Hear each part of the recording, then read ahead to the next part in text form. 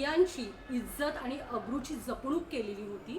त्या पद्धतीनं आपण पाहतो पुण्यात जे वारंवार अल्पवयीन मुलींवर ज्या घटना घडत आहेत बलात्कारासाठी, जी यासाठी तुम्हाला काय आव्हान करावंसं वाटतं? नाही, मला एवढंच आव्हान करायचं की आपण ज्या मातीत आपला जन्म झाला आहे, जिथे अशा विचार करणाऱ्यांनासुद्धा चौरंग करण्याची शिक्षा होती.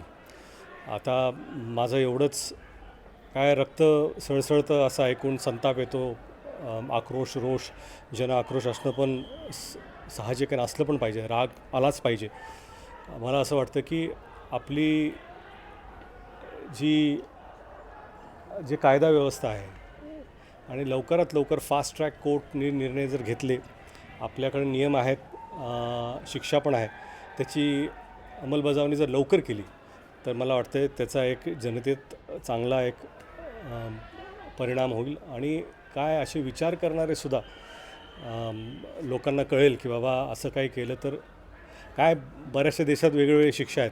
मला वाटतं की कायद्यातसुद्धा बदल करून काय कठोर शिक्षा जर पुन्हा आणता आली तर ते चांगलं होईल.